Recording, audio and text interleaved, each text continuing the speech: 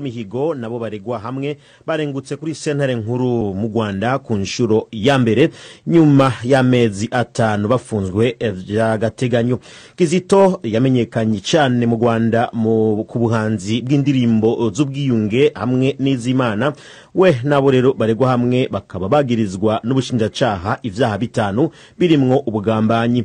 Kizito yemera ivyaha vyose ashinjwa, ariko abaregwa bavuga ko ngo batiteguye kuburanishwa kandi ko bakeneye igihe cyo kwiga dosiye y'ibirego vyabo. Ikigali ni nkuru ya Prudence Ngiyumva. Abaregwa uko ari 4: Kizito Mihigo umuhanzi nyarwanda, Jean Paul Dukuzumuremyi wahoze mu ngabo z'u Rwanda, Agnes Niyibizi umunyeshuri muri kaminuza, na Cassien Ntamuhanga ukora umwuga w'itangazamakuru, bazanywe bwa mbere mu rukiko mu myenda y'iroza iranga abafunzwe batarakatirwa mu Rwanda. Bararegwa ibyaha 4 birimo ubugambanyi bwo guhungabanya umutekano w'igihugu n'uwa Perezida Paul Kagame ndetse n'iterabwoba. Kizito by'umwihariko akurikiranyweho icyaha cya 5 cy'ubugambanyi mu cyaha cy'ubwicanyi. Ibyaha yemereye mu rukiko rw'ibanze bwa mbere hari mu kwezi kwa 4 uyu mwaka wa 2014.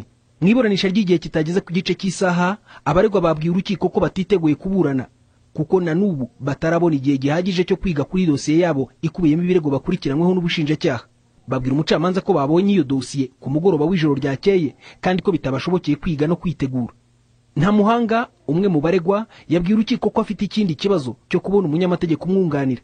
Yasobanuye ko nta bushobozi afite bwo kumuhemba kuko ari muri gereza kandi ko ngo yabuze uburyo bwo kwemererwa kwishingirwa binyuze mu nzego z'ubutegetsi bw'ibanze. Umwe mu bahagarariye uruhande rw'ubushinjacyaha, Faustin Nkusi, yabwiye urukiko ko abaregwa bafite uburenganzira bwo kuburana bazi neza ibyo bashinjwa, yemera icyifuzo cyabo cy'isubikwa ry'iburanisha no guhabwa umwanya wo kwiga dosiye yabo. Umucamanza abaha iminsi 30 yo kwitegura mbere yo kugaruka mu rukiko kwisobanura ku byaha baregwa. Kizito Mihigo uzwi ku bihangano bishishikariza ubumwe n'ubwiyunge n'indirimbo zizwi nk'izihimbaza Imana yatawe muri yombi mu kwezi kwa 4 uyu mwaka wa 2014. Ariko ifatwa rye byabonetse nk'iritunguranye mu Rwanda kubera imirimo y'ibihangano bye byamuteye gukorana n'ubutegetsi bya hafi. Iburanisha rizasubukurwa ku itariki ya 10 z'ukwezi gutaha kwa 10. Prudence Ngiyumva, BBC Gahuza Miryango. Yambarwa n'abagororwa bo mu Rwanda amapingu ku maboko niko baregwa bose uko ari 4 bari bameze ubwo bagezwaga mu rukiko rukuru. Usibye umuririmbyi Kizito Mihigo ugaragara nk'utarahindutse cyane ugeranije nuko yari ameze mu mezi 5 ashize akimara gufatwa, abandi barimo umunyamakuru Cassien Ntamuhanga, Dukuzumuremyi Jean Paul n'umukobwa umwe uri muri ritsinda Niyibizi Agnes wahoze ari umunyeshuri muri kaminuza, bose uko ari 3 byagaragara ko bananutse cyane.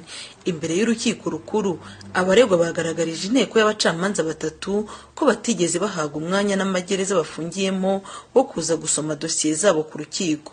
Bavuze ko badashobora kuburana kuko mu gihe ubushinjacyaha barega buhorana dosiye umunsi ku munsi, bo baheruka dosiye zabo mu kwezi kwa 4 ubwo baburanaga kwifatwa n'ifungwa by'agateganyo. Kizito Mihigo we yabwira urukiko ko nubwo hari ibyongerewe muri dosiye ye akaba yaraye abihawe mbere y'uko aza mu rukiko, ko we bitamubuza kuburana ngo keretse gusa habayeho impamvu z'uko yategereza abagenzi be. Si ikibazo cyo kudasoma dosiye gifitwe n'ababuranyi kuko umunyamakuru Ntamuhanga Cassien bavuga ko adafite n'umwunganira. Yabwira urukiko ko yagerageje kumushaka ariko akaba acibwa amafaranga menshi adashobora kubona.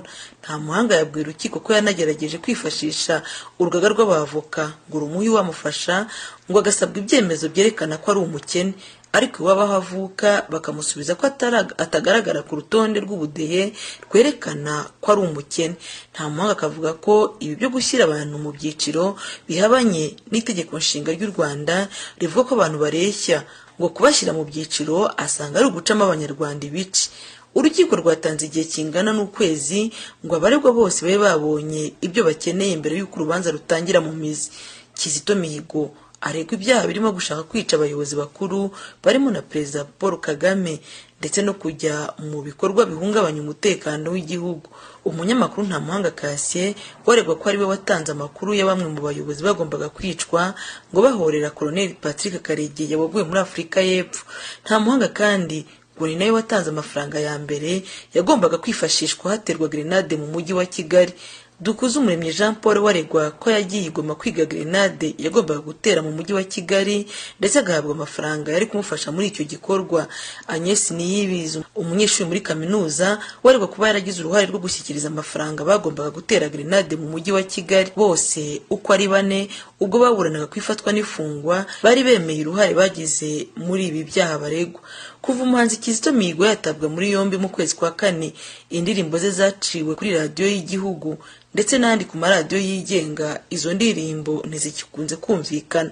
Ibyaha Kizito Mihigo aregwa biramutse bimuhamye yahanishwa igifungo cya burundu.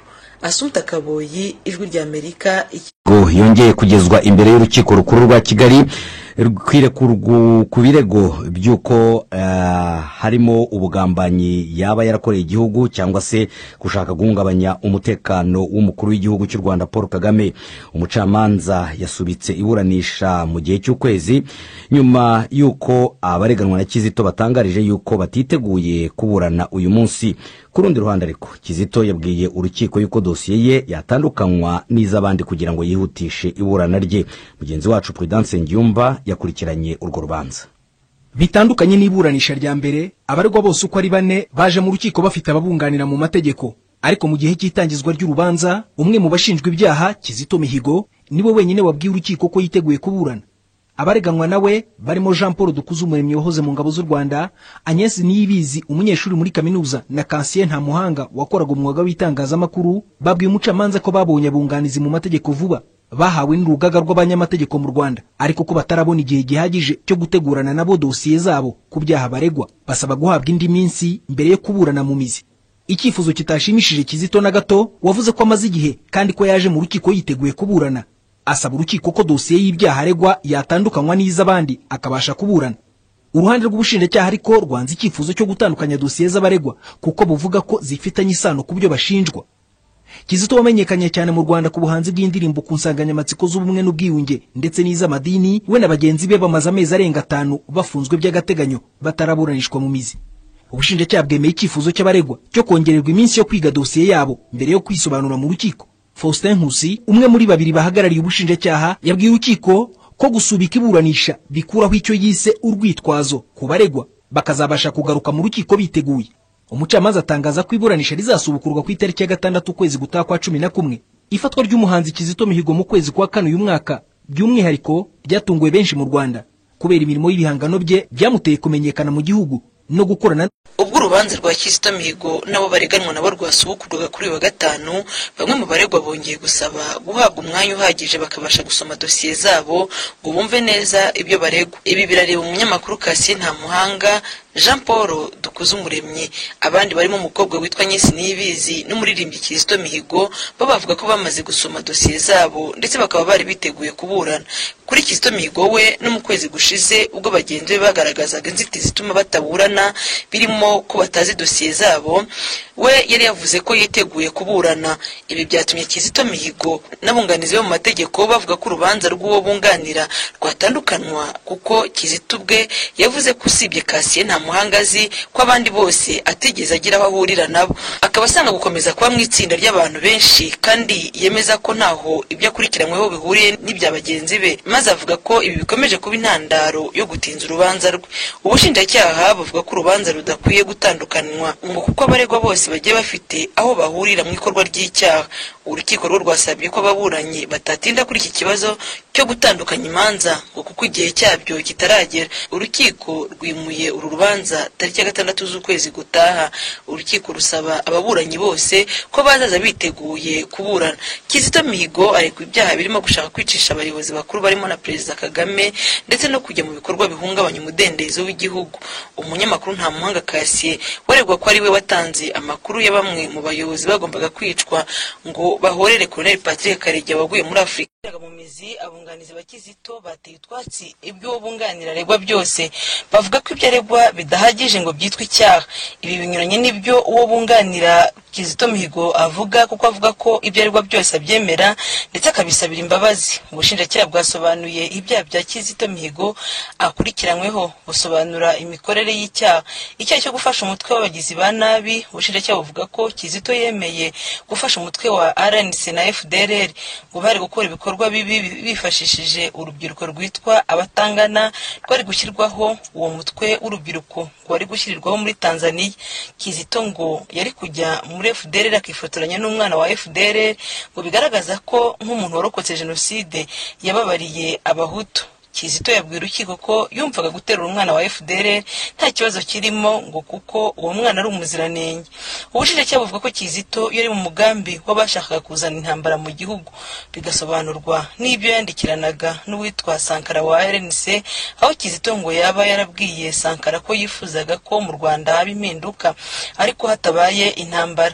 Kizito akavuga ko yagerageje kubwira Sankara ko byose binaniranye hakwicwa Perezida wa Repubulika Paul Kagame kwica abaturage benshi mu gihe habayeho intambara.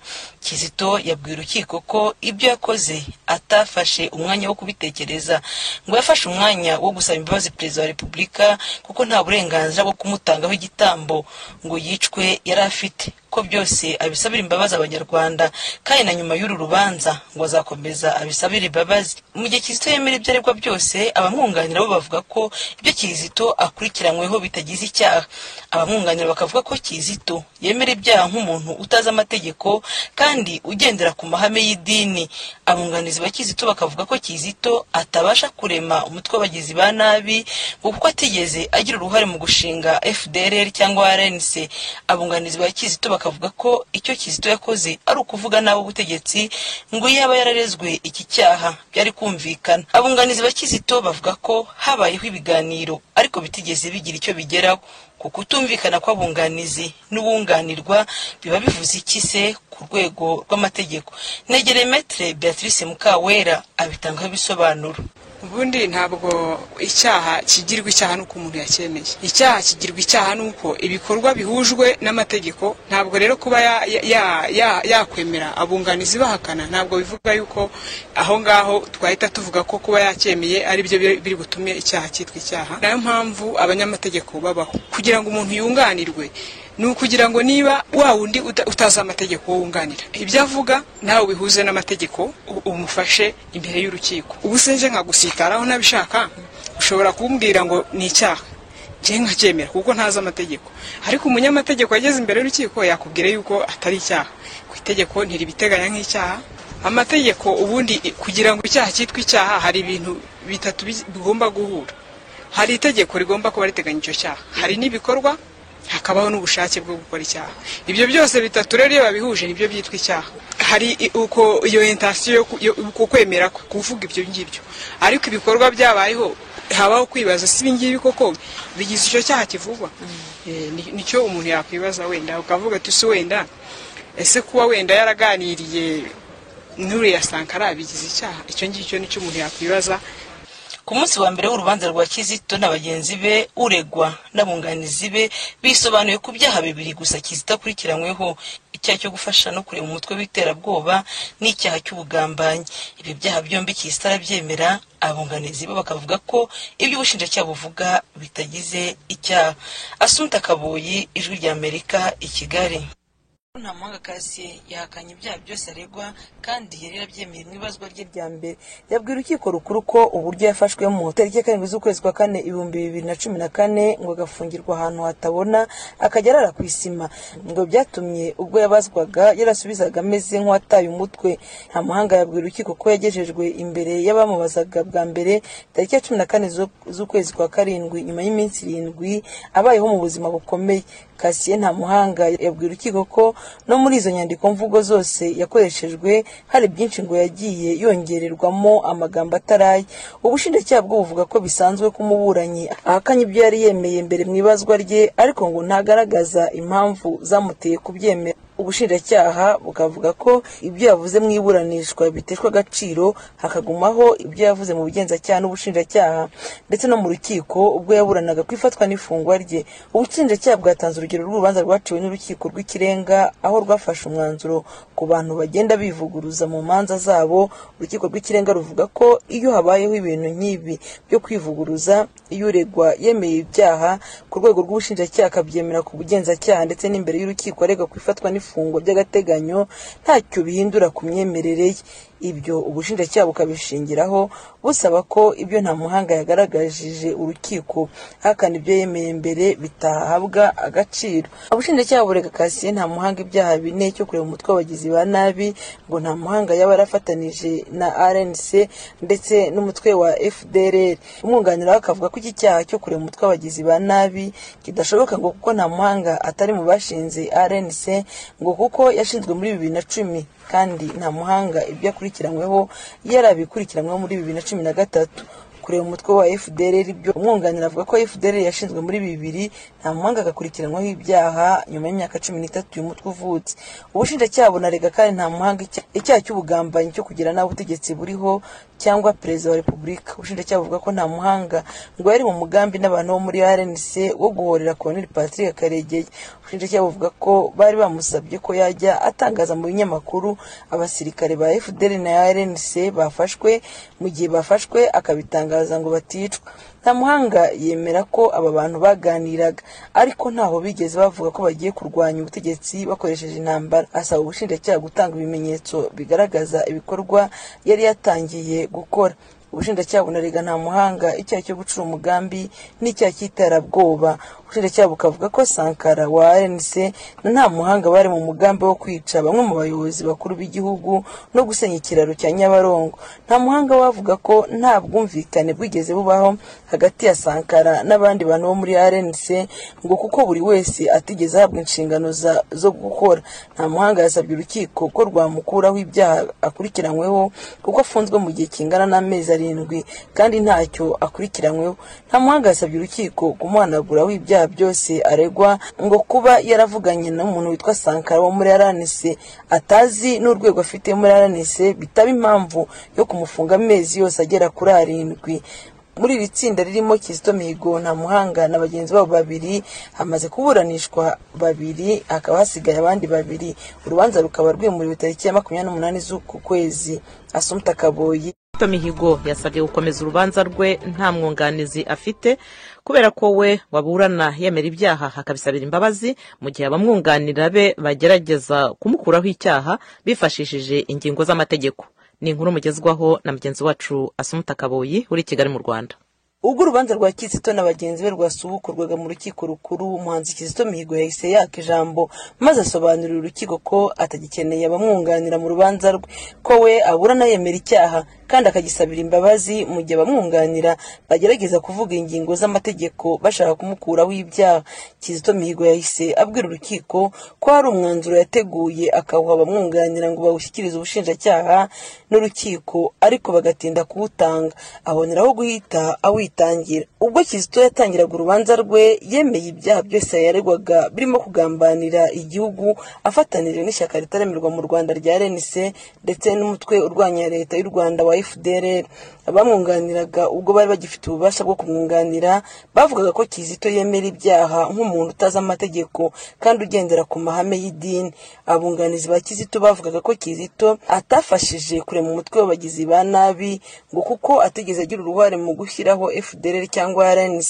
Abunganizi ba Kizito bavuga ko icyo Kizito yakoze ari ukuvuga nawe ubutegetsi ngo iyo aba yararezwe iki cyaha byari kumvikana. Bakavuga ko kuvuga ubutegetsi nabi bitagize icyaha cyo gukorana na FDLR cyangwa RNC.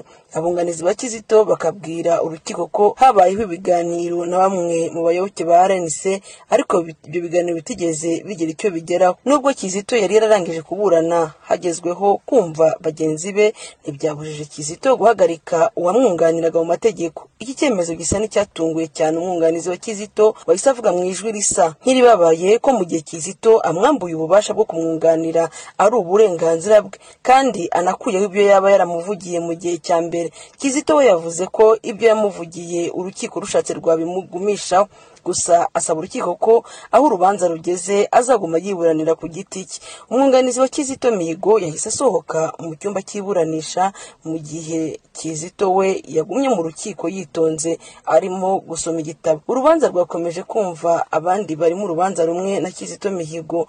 Urukiko rwahaye umwanya witwa Jean Paul Dukuzumuremyi wasabye urukiko ko inyandiko mvugo ze yakoreshejwe mu bugenzacyaha no mu bushinjacyaha zateshwa agaciro ngo kuko uburyo yafunzwemo butari bukwiriye ikiremwamuntu. Jean Paul Dukuzumuremyi yavuze ko yamaze ukwezi afungiye ahantu atazi afunze amaso. Dukuzumuremyi yabwira urukiko ko yamaze icyo gihe cyose abwirwa icyo agomba kuzemera imbere y'urukiko. Ubushinjacyaha bwavuze ko ibyo Dukuzumuremyi avuga atari byo ngo kuko ibyo yemereye mu bushinjacyaha nabyo yemereye mu bugenzacyaha kandi akaba yarabisubiyemo imbere y'urukiko rw'ibanze rwa Kibagabaga ubwo yaburanaga kwifatwa n'ifungwa ry'agateganyo. Dukuzumuremyi yavuze ko ubwo yaburanaga kwifatwa n'ifungwa yemeye ibyo yavugaga koko ibyo yaregwaga mu rukiko kuko yabonaga amasura y'abapolisi bambaye imyenda ya gisivile akaga kunyuranye n'ibyo bari baramusabye byo kwemera icyaha ngo batazamugirira nabi kandi bari bakimufunze muri burigade. Mu itsinda ry'abantu bane bareganwa na Kizito Mihigo, batatu bamaze kwisobanura imbere y'urukiko. Usibye Kizito, abandi barimo umunyamakuru Cassien Ntamuhanga, Dukuzumuremyi Jean Paul, bose bahakanye ibyo baregwa bagasobanura ko babihatiwe kubyemera ubwo bari mu rwego rw'ubugenzacyaha. Urubanza ruzasubukurwa mu kwezi gutaha tariki ya 12. Assumpta Kaboyi, Ijwi ry'Amerika, i Kigali. Ubushinjacyaha bwasabiye umuhanzi Kizito Mihigo gufungwa burundu kubera ibyaha bamukurikiranyweho birimo guhungabanya umudendezo w'igihugu no gushaka kwica umukuru w'igihugu. Kizito amaze kumva igihano asabiwe n'ubushinjacyaha yabwira urukiko ko yongeye gusaba imbabazi ahereye kuri perezida wa Repubulika n'umufasha we, asaba imbabazi abacitse ku icumu nk'umuryango barizwamo, asaba imbabazi abanyarwanda bose baba abo hanze cyangwa nabo mu gihugu imbere. Kizito ariko yabwira urukiko ko aramutse ahawe imbabazi aribwo yabasha kwereka abanyarwanda ko yakwikosora ngo mu gihe yaba ahawe igihano cya burundu ko atabasha kwikosora kuko ubuzima bwe bwose bwarangirira muri gereza. Cyakora nasabye urukiko ko izo mbabazi rusanze atazikwiriye rwazanagerageza kureba uko ibyo yakoze byose yabikoze mu magambo yandikirana n'uwitwa Sankara wo muri RNC atari yagashyize mu bikorwa ibyo bavuganaga mu kwandikirana. Asaba urukiko ko nubwo atazi amategeko dore ko ubu yiburanira wenyine kuko yamaze gusezerera uwamwunganiraga ko urukiko rwazashingira ku ngingo z'amategeko zivuga ko iyo umuntu wagambiriye icyaha ariko ntakibashe kugishyira mu bikorwa uko yagabanyirizwa ibihano. Kizito avuga ko yarangije no gusaba imbabazi Imana. Kizito yavuze mu ijwi riranguruye ko yitandukanije nabo muri RNC avuga ko kuvugana nabo aribyo byamujyanye mu cyaha. Mugenzi we Ntamuhanga Cassien w'umunyamakuru ubushinjacyaha nawe bwamusabiye gufungwa burundu. We yabwira urukiko ko ibyo aregwa byose n'ubushinjacyaha atigeze abyemera ko ntabyo yakoze ngo kuba yaratanze amafaranga 200,000 ngo yari yayagurije umuntu ngo naho ubundi amafaranga 200 y'u Rwanda ntiyabasha kugura grenade n'ibindi ngo keretse iyo aza kuba ayo mafaranga ari ay'Abongereza. Ntamuhanga yabwira urukiko ko atari kujya mu mugambi wo guhorera Karegeya kuko ntawe amuzi. Cassien yabwira urukiko ko uburyo yabajijwemo akorerwa iyicarubozo ariyo mpamvu n'ibyo yabajijwe mu bushinjacyaha bimwe atabiha agaciro. Ntamuhanga yasabye urukiko ko yagirwa umwere akaba yarekurwa.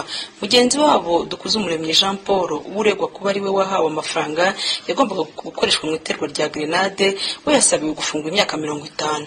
Mu ijwi ririmo agahinda kenshi yabwira urukiko ko ababazwa no gushinjwa gukorana na FDLR kandi ngo yarayirwanije akiri umusirikare wa RDF. Yabwiye umushinjacyaha mu ijwi ririmo amarira ndetse n'agahinda ati nzava muri gereza mfite imyaka 80.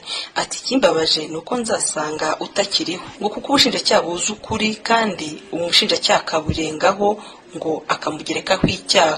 Umugore umwe Agnes Niyibizi uregwa kuba ari we washyikirizaga amafaranga bagombaga gutera grenade ndetse ngo yagiye no mu nkambi ya FDLR we yasabiwe gufungwa imyaka 25. Nawe yabwira urukiko ko yararekurwa akagirwa umwere ko uretse kuba yarakira ayo mafaranga ngo nta kindi yigeze akora ngo ndetse nta nubwo yarazi ayo mafaranga agiye gukora. Yabwira urukiko ko yagiye muri FDLR agiye kureba umugabo we babyaranye ko atarazi ko yabaye umuyoboke wa FDLR. Aho abimenyeye ngo amusaba kuvamo. Yasabye urukiko kumurekura akajya kurangiza amashuri ye ngo no kurera umwana we ubu wasigaye yandagaye. Urubanza ruzasomwa mu kwezi kwa 2 itariki 25. Assumpta Kaboyi, Ijwi ry'Amerika, i Kigali. umuhanzi Kizito Mihigo n'umucungamutungo Madame Agnes Niyibizi bazanywe mu rukiko mu modoka ifunze hose baherekejwe n'indi ya polisi. Abanyamakuru benshi cyane babategereje binjira mu cyumba cy'iburanisha cyari cyakubise cyuzuye. Kizito Mihigo agereka akaguru ko kandi yifata ku itama n'ikiganza cy'ibumoso, ikiburya gifatisha agatabo gato yasomaga kitwa L'Univers. Ariko abanyamakuru bamucicikanishaho imirabyo y'amafoto. Icyaha ku kindi kuri buri umwe, umucamanza avuga ko ibyaha byo kurema umutwe w'abagizi ba nabi, ubugambanyi mu kugira naho ubutegetsi buriho cyangwa umukuru w'igihugu Paul Kagame binyuze mu ntambara, n'icyaha cyo gucura umugambi w'ubwicanyi bwa bamwe mu bategetsi bakuru b'u Rwanda bihama umuhanzi Kizito Mihigo, umunyamakuru Cassien Ntamuhanga n'umudemobe Jean Paul Dukuzumuremyi. Ni ibyaha bikubiye mu biganiro abo bose bagiriye ku mbuga nkoranyambaga na bamwe mu bagize umutwe wa FDLR n'ishyaka rya RNC bidacana uwaka n'ubutegetsi buriho mu Rwanda. Umucamanza avuga ko ibikorwa bakoze bigize ibyo byaha nk'uko ubushinjacyaha bubibakurikiranyeho. Ubushinjacyaha bukaba bwari bwasabiye umuhanzi Kizito Mihigo n'umunyamakuru Cassien Ntamuhanga gufunga ubuzima bwabo bwose igihe ibyaha baregwa byabahama, Dukuzumuremyi agafunga imyaka 50 kuko ngo yakoze isubiracyaha.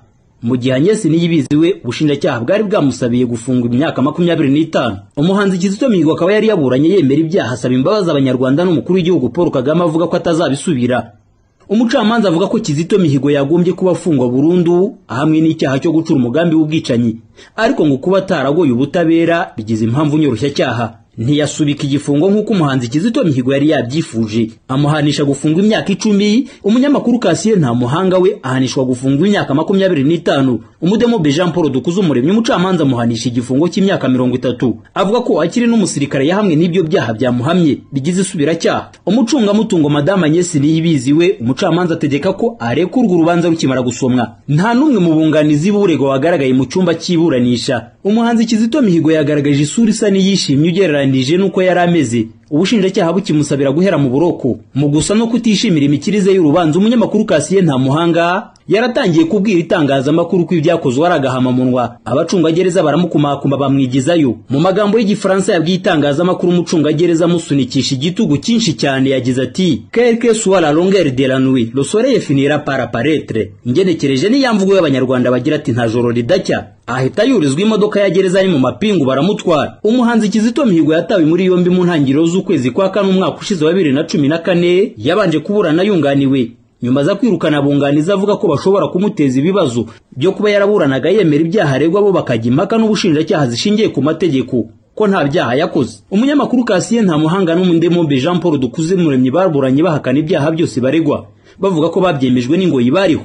Ubushinjacyaha bugafata umuhanzi Kizito Mihigo nk'umutangabuhamya wo kunyomoza iyicarubozo bagenzi be bagarukagaho umwe ku wundi. Kizito Mihigo yamamaye ku bihangano bihimbaza Imana n'ibibumbatiye insanganyamatsiko z'ubumwe n'ubwiyunge. Kuva yatabwa muri yombi, ibihangano bye byahindutse nka kirazira mu bitangazamakuru by'u Rwanda byabimburiwe na radio y'igihugu. Azwiho kandi kuba yarakoranaga bya hafi n'abategetsi bakuru b'igihugu. Kizito Mihigo na bagenzi be baregwaga ibyaha byo gucura umugambi w'ubugambanyi bwo kugira naho ubutegetsi buriho cyangwa perezida wa Repubulika. Nta bujurire bwigeze butangazwa. Eric Bagirubusa, Ijwi ry'Amerika.